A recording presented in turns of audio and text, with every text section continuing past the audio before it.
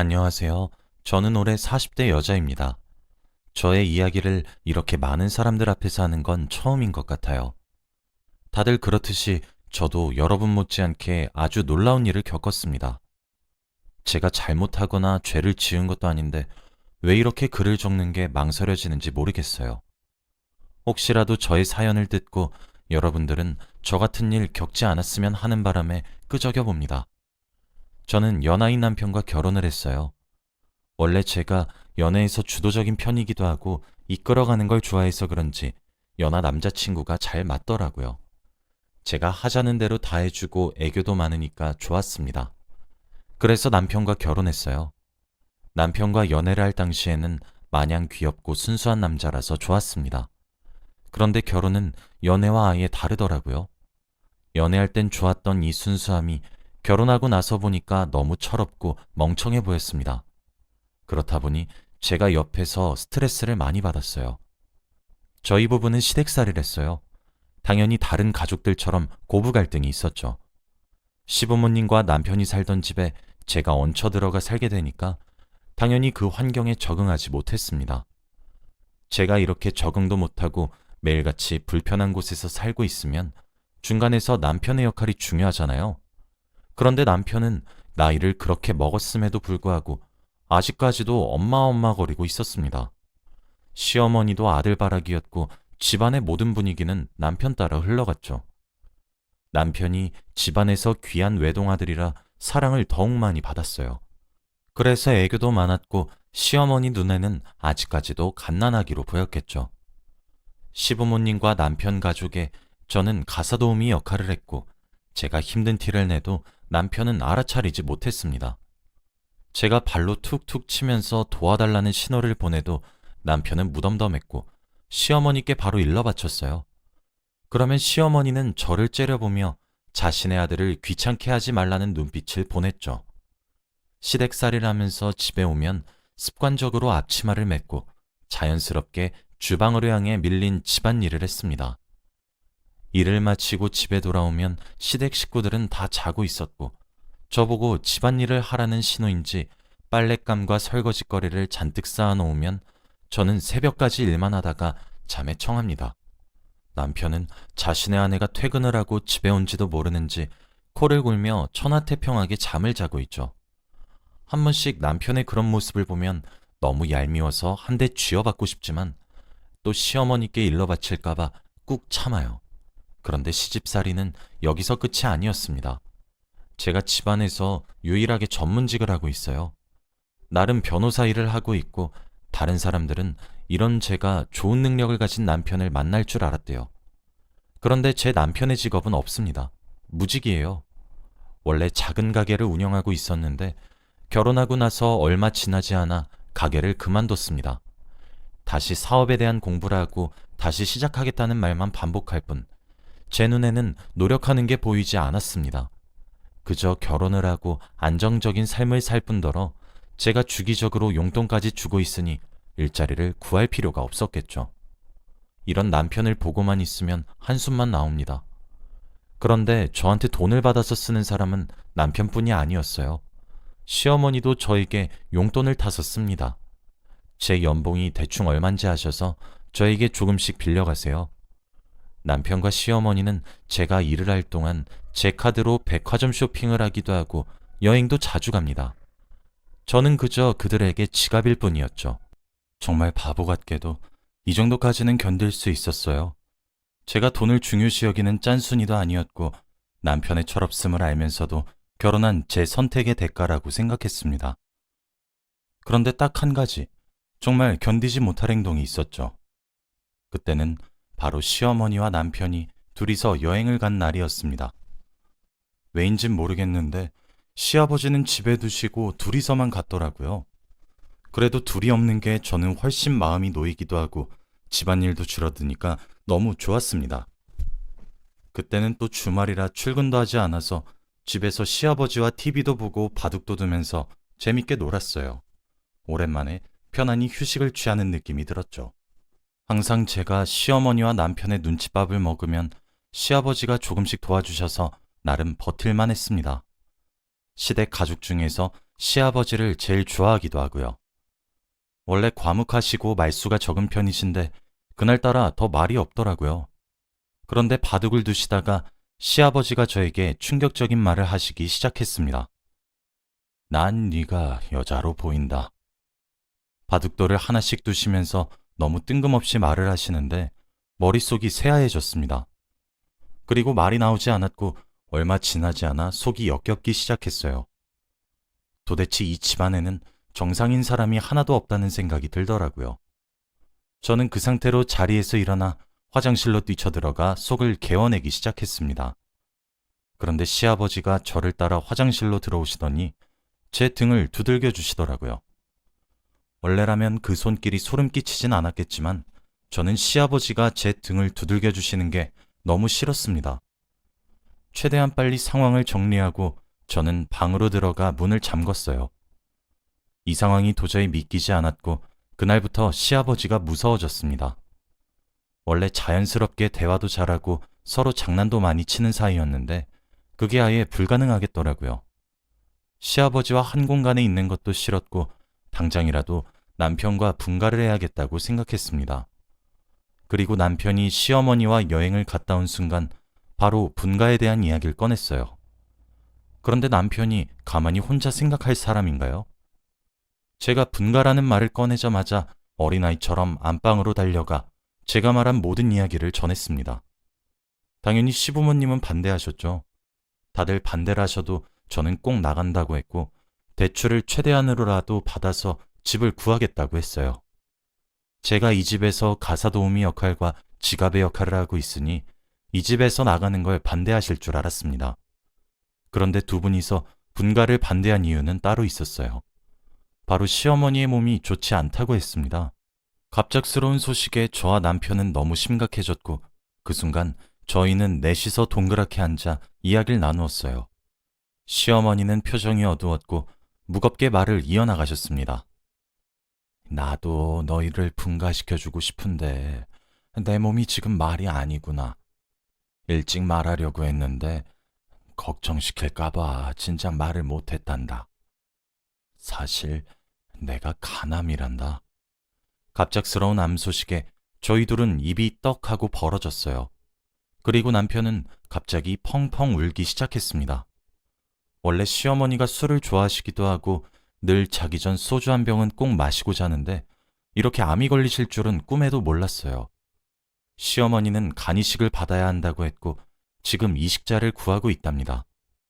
저는 당연히 다른 사람이 시어머니에게 간이식을 해줄 줄 알았어요. 마음속으로는 얼른 간이식을 해주는 사람이 나타났으면 좋겠다고 생각했죠. 그런데 갑자기 남편이 제 손을 덥석 잡더니 이상한 말을 하기 시작했습니다. 여보, 우리 엄마 간이식 적합성 검사 받자. 우리 엄마 너무 불쌍하지 않아? 나 엄마 없이 못 산단 말이야. 남편은 제가 시어머니에게 간이식을 해준다는 걸 당연하게 생각하고 있었고 저는 너무 당황스러웠습니다. 그리고 시부모님은 저를 쳐다보는데 너무 간절한 눈빛으로 보시더라고요. 그 상황에서 제가 싫다고 딱 잘라 말할 수도 없었고 결국 분위기에 휩쓸려 고개만 끄덕였습니다. 남편은 자기 엄마 일엔 왜 이렇게 열정적인지 다음날 해가 뜨자마자 병원으로 달려갔어요. 병원으로 가는 내내 혹시라도 제가 시어머니에게 간이식이 적합하게 결과가 나오면 어떡하나 걱정했습니다. 그래도 정말 확률이 적기도 하고 아예 남남인데 가능성이 없다고 생각했죠. 하지만 마음 한켠에는 정말 간이식을 해드려야 하나 고민을 하며 검사를 진행했던 것 같습니다.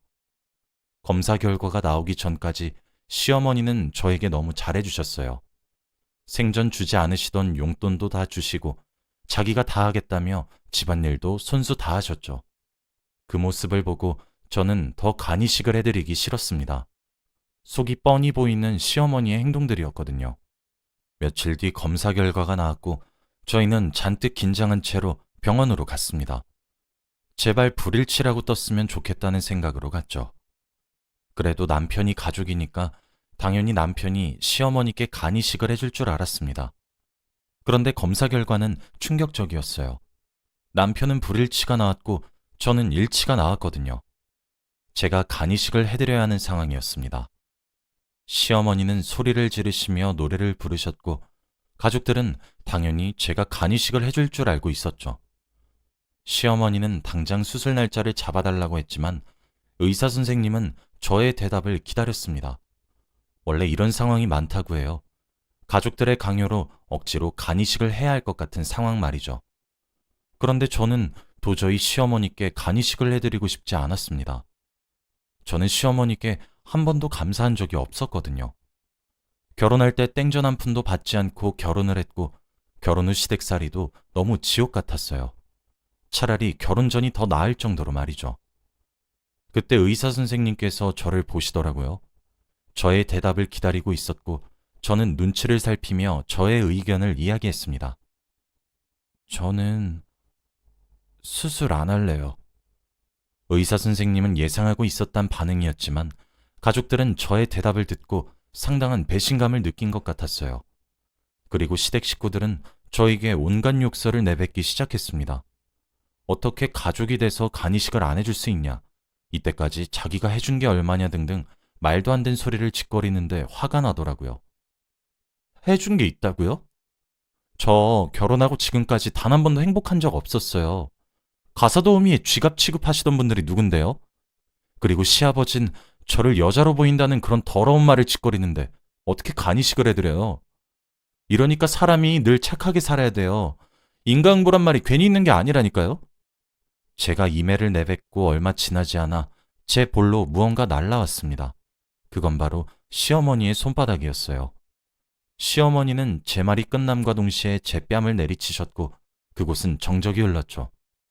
다들 당황해서 말을 못하고 있었는데 저는 그 자리에서 딱 한마디만 하고 나왔습니다. 이걸로 제가 간이식 안 해주는 거 퉁치죠? 이혼할 테니까 다신 저 찾지 마세요. 이 말을 내뱉고 저는 병원을 빠져나와 집으로 갔습니다. 그리고 펑펑 울며 짐을 쌌고 바로 친정으로 돌아갔죠. 그런데 이 눈물이 마냥 슬프고 억울해서 나는 눈물이 아니었습니다. 한편으로는 속 시원하기도 했고 드디어 이 지옥 같은 인생이 끝났단 생각에 행복함도 조금 있었어요. 시어머니가 간이식을 못 받는 건 죄송하긴 했지만 죄책감은 없었습니다. 저와 남편은 서로 얼굴도 보기 싫어서 깔끔하게 합의 이혼을 했고 저는 다시 혼자가 되었어요. 결혼을 한 번 하고 나니까 혼자 사는 게 너무 좋더라고요. 그리고 친정집에서 가족들의 품에서 편안한 삶을 사니 남편과 이혼을 한 게 정말 잘했단 생각이 들었습니다. 평소와 다름없이 변호사 일을 하고 있었고 다양한 의뢰인들을 만나며 법정에 섰어요. 하루하루를 바쁘게 살다 보니 제가 이혼을 했다는 사실조차 까먹더라고요. 그리고 얼마 지나지 않아 다른 의뢰인을 만나 상담을 하고 있는데 갑자기 속이 쓰렸습니다. 대화를 하다가 저도 모르게 속이 좋지 않아서 입을 틀어막고 화장실로 뛰쳐갔죠. 그 순간 머릿속에서 아차 하는 생각이 들었습니다. 설마 제가 예상하는 게 맞는 건가 싶었죠. 제발 아니길 간절히 바라며 테스트를 했습니다. 그런데 하늘도 무심하시지 어떻게 저에게 이런 시련을 주실 수 있나요? 임신 테스트기에는 선명하게 두 줄이 그어 있었고 임신이란 표시를 나타내고 있었습니다. 바로 전 남편의 아이를 임신한 것이었어요. 그리고 이혼을 하고 나서 알게 된 사실입니다. 저는 이 상황을 대체 어떻게 해야 하나 고민에 빠졌어요. 임신한 상태로 그 집에 가면 당연히 저를 받아주지 않겠죠. 그리고 저는 전 남편 같은 사람을 애아빠로 두고 싶지도 않고요. 무엇보다도 시어머니의 얼굴을 보기가 너무 껄끄러웠습니다. 이 고민거리를 부모님께 털어놓으며 말을 했어요. 부모님은 역시나 제 편을 들어주시며 하고 싶은 대로 하라고 하셨고 저는 그 자리에서 결정했습니다. 바로 저 혼자 낳아 기르기로 말이죠. 미혼모가 되기로 결심했습니다. 쉽지 않은 결정이었지만 저는 아이를 위해서는 이게 최선의 선택이라고 생각했어요. 두 사람이 키우는 것 못지않게 제가 2배의 사랑을 주며 열심히 키워보려고 했습니다. 저는 만삭이 될 때까지 변호사 일을 손에 놓지 않았고 출산이 임박한 기간부터 산후조리가 끝날 때까지 일을 쉬었죠. 저는 건강한 왕자님을 출산했고 많은 사람들의 축하를 받았습니다. 아기의 울음소리를 들을 때 얼마나 많은 책임감을 느꼈는지 몰라요.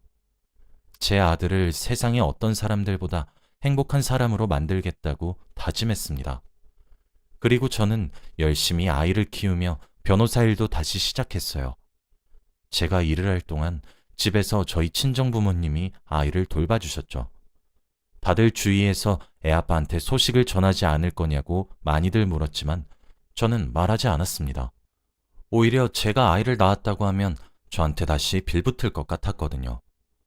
그리고 시어머니의 몸 상태가 어떤지도 알고 싶지 않았습니다. 만약 건강이 좋지 않으시다면 죄책감을 많이 느낄 것 같았거든요. 그래서 아들한테도 아빠의 존재에 대해 전혀 말하지 않았어요.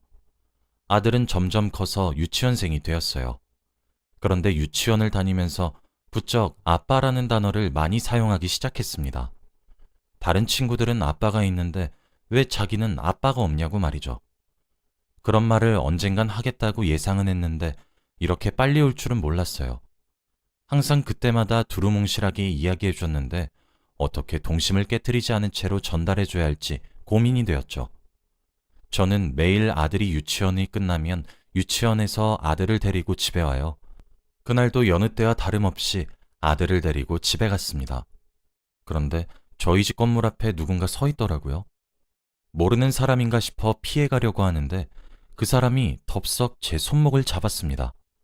저는 비명을 질렀고 아들은 그 사람한테 화를 냈죠. 누구세요? 누군데 우리 엄마 무섭게 해요? 이 말을 하며 아들이 그 사람을 째려봤고 저도 아들과 함께 그 사람의 얼굴을 보았죠. 그런데 저는 그 남자의 정체를 안 순간 기절할 뻔했습니다. 바로 전 남편이었거든요. 이혼을 하고 몇 년 만에 본 사람이라 너무 당황스러웠습니다. 그런데 전 남편의 시선은 제 아들한테 가 있었어요. 그리고 저한테 설명을 원한다는 눈빛을 보냈죠. 저는 솔직하게 말했습니다. 전 남편의 아이가 맞다고 말이죠. 그런데 그 순간 전 남편은 펑펑 울며 제 아들을 끌어안았어요. 그러면서 아들한테 자기를 아빠라고 부르라며 말을 했죠. 아들이 너무 혼란스러워할까봐 저는 급히 둘을 떼어냈습니다. 그런데 아들은 갑자기 전 남편한테 놀라운 말을 하기 시작했어요. 아빠. 아들은 단 한 번의 망설임도 없이 전 남편을 아빠라고 불렀어요. 저와 전 남편 둘 다 놀랐고 저는 이 상황을 과연 좋게 받아들여야 하나 고민했습니다. 이미 되돌릴 수 없는 데까지 와버린 것 같았고 저는 전 남편과 이야기를 나누어야 했어요. 아들을 집에 먼저 보내고 저는 전 남편과 근처 카페에서 이야기를 했습니다. 몇 년 전에 비해 살도 많이 빠지고 고생도 많이 했는지 동안이었던 얼굴이 많이 수척해졌더라고요. 딱 봐도 돈을 벌기 위해 많은 고생을 한 것 같았습니다. 그런데 전 남편은 저에게 충격적인 제안을 하기 시작했어요. 저는 지금 생각해도 여전히 놀랍고 믿기지 않습니다. 왜냐하면 전 남편은 저에게 다시 합치자는 말을 했거든요. 지금 시어머니가 돌아가셔서 저를 괴롭힐 사람이 없대요. 그리고 시아버지도 집을 나가셔서 어디 간지도 모른다고 했고요. 무엇보다도 저와 이혼을 하고 제 생각을 엄청 많이 했다고 합니다. 혼자서 막노동도 하고 이것저것 하면서 얼마나 희생을 했는지 배웠다고 했죠. 그리고 아들까지 있으니 더 이상 물러서기 싫다고 했습니다. 제 손을 잡더니 갑자기 불쌍한 눈으로 저를 쳐다보았고 재혼을 하자는 말을 했죠. 그리고 저는 바보같이 전 남편의 그 눈빛에 흔들렸습니다. 지금 생각해도 제가 참 한심했던 것 같아요. 생각해보니 아이도 아빠란 존재가 필요하기도 하고 전 남편도 옛날과 다르게 철이 든 것 같더라고요. 솔직히 그때는 전 남편에게 싫다고 거절을 했지만 내심 혼자서 고민을 많이 했습니다. 저도 모르게 스스로 전 남편을 기다리고 있었던 것 같아요. 그리고 과거의 일을 떠올리며 저희가 이혼한 이유가 오로지 시어머니 때문이란 생각이 들더라고요. 무엇보다도 제가 고민을 할 동안 전 남편은 저와 아들에게 매일같이 찾아와 아빠의 역할을 했습니다. 양육비를 벌기 위해서 하루 종일 일도 했고 아들한테 장난감도 많이 사주었죠. 아들도 아빠가 생겨서 너무 좋다며 예전보다 많이 밝아지기도 했고요. 한순간에 모든 상황들이 잘 풀리니까 제가 잠깐 방심을 했나 봐요. 전 남편의 끈질긴 매달림 끝에 저희는 재결합을 하기로 했습니다. 솔직히 주위에서 보는 시선이 좋진 않았어요. 제가 또 후회할 거라며 말렸지만 저는 한 번만 더 이 남자를 믿어보기로 했습니다. 전 남편과 재결합을 하고 처음엔 너무 좋았어요. 드디어 바라던 분가를 했고 가족이 드디어 꾸려지니까 너무 안정적이더라고요. 아들도 아빠와 노는 걸 더 좋아했고 저도 아이에 관해 이야기를 나눌 사람이 있으니까 심적으로도 평온했습니다. 그렇게 몇 달간 아주 행복한 결혼 생활을 했던 것 같아요. 그런데 왜 이렇게 행복할 때 불행은 찾아오는 걸까요? 정말 오랜만에 단란한 가족 분위기라 제가 너무 긴장을 늦추고 있었나 봅니다. 저한테도 이제 행복이 찾아오는 줄 알았는데 그건 모두 저의 착각이었죠. 왜냐하면 바로 남편의 외도였습니다. 흔히 다들 남편의 외도를 발견하는 것과 비슷하게 저도 남편이 휴대폰을 잠그고 집에 늦게 들어오면서 시작이 되었어요. 처음엔 의심이었지만 갈수록 확신이 들어서더라고요. 정말 말문이 턱 막혔습니다. 그런데 더 충격적인 건 따로 있었어요. 남편을 미행하면서 한 숙박업소로 들어가는 걸 보았습니다. 같이 들어간 여자는 굉장히 젊어 보였고 그 여자와 불륜관계라는 걸 알 수 있었죠. 그런데 그곳에 들어가기 전 한 아주머니와 인사를 나누더라고요. 그 여자는 아주머니한테 굉장히 공손하게 허리를 굽혔고 남편과 그 아주머니는 당연하다는 듯이 인사를 받았어요. 그 아주머니는 돈도 많아 보였습니다. 온몸이 명품이었고 손짓도 우아했죠. 그리고 그 아주머니가 선글라스를 벗는데 저는 너무 놀라서 입이 떡 벌어지고 말았습니다. 두 눈을 씻고 봐도 그 여자는 시어머니가 맞았거든요. 남편이 죽었다고 했던 시어머니가 어떻게 멀쩡히 살아있을 수 있나요? 말이 나오지 않았고 저는 냅다 사진을 찍기 시작했습니다. 셋이서 그곳으로 들어가더니 얼마 지나지 않아 시어머니만 나왔어요. 그리고 남편과 그 젊은 여자는 다음날 아침이 되어서야 나왔습니다. 정말 이 상황이 대체 어떻게 된 일인지 믿기지 않았죠. 어떻게 죽은 시어머니가 살아있을 수 있나요? 저를 속였다는 생각에 화가 미친 듯이 났고 남편한테 복수를 하고 싶었습니다. 제가 변호사다 보니 이런 부분에서 철저하게 증거 수집을 했고 그동안 남편은 눈치도 못 채게 했죠. 남편이 빼도 박도 못한 증거들을 찾았고 시어머니에 대해서도 자세히 조사하기 시작했습니다.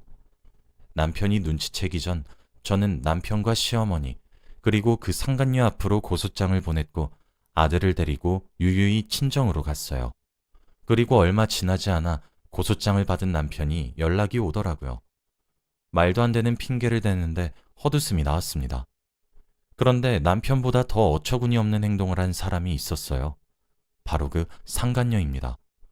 어떤 당돌함인지 저에게 개인적으로 연락이 와서 잠깐 만나자고 하더라고요. 너무 뻔뻔해서 오히려 제가 더 당황스러웠고 한 카페에서 만나 이야기를 나누었습니다. 그런데 그 여자는 예상 외의 모습이었어요. 정말 많이 울었는지 눈이 팅팅 부어 있었고 무엇보다 한국 사람이 아니었습니다. 동남아 사람이었어요. 처음엔 많이 울었길래 일부러 감성팔이라는 줄 알았습니다. 그런데 그 여자가 저에게 충격적인 말을 하기 시작했어요. 우선 제 남편이 유부남인 줄 몰랐다고 했습니다. 그리고 무엇보다도 더 놀란 것이 있었죠.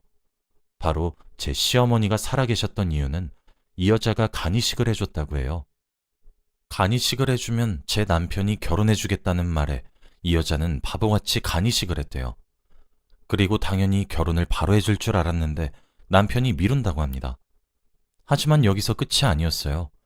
이 여자는 최저시급도 못 받는 곳에서 하루 종일 일을 하며 번 돈으로 시어머니한테 다 갖다 바친대요. 원래 한국에 일을 하고 고향에 있는 가족들한테 돈을 보내야 하는데 시어머니한테 잘 보여 결혼하기 위해서 돈을 다 갖다 바친다고 했습니다. 그리고 얼마 전 고소장이 날라와서 너무 놀랐대요. 가정이 있는 사람인 줄 몰랐다며 미안하다고 사과를 하더라고요. 그 여자의 말을 듣는데 제가 더 답답하고 한심하더라고요. 어떻게 세상에 이런 바보 같은 여자가 있을 수 있나요? 그 여자는 제 남편한테 미쳐서 결혼 하나만 보고 이 지경까지 온 거였습니다. 너무 황당해서 아무 말도 못하고 그 여자를 멍하니 쳐다봤어요. 그 여자는 자기가 했던 짓이 얼마나 바보 같았는지 스스로 깨달았는지 저에게 말을 하더라고요. 바로 복수를 하고 싶다고 말입니다. 한 번도 누군가한테 복수를 하겠다고 마음먹은 적이 없었는데 이번 일로 많이 깨달았대요. 저에게는 양심이 없지만 제 남편한테 콩밥을 먹이고 싶다고 했습니다. 그 여자의 눈빛은 불타오르고 있었고 저는 그 여자의 말에 찬성했죠. 저희 둘은 복수를 하기로 했습니다. 그 여자와 저는 쌍으로 남편과 시어머니께 고소장을 보냈어요. 그리고 한순간에 두 가지의 사건을 감당해야 하는 남편은 제발 고소를 취하해달라고 했죠.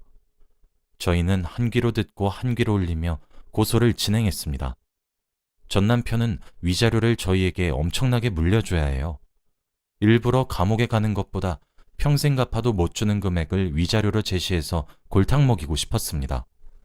빚을 져서라도 다 못 갚는 금액이었죠. 그리고 저희는 이혼을 했고 그 여자도 고소가 끝나자마자 자신의 고향으로 갔습니다.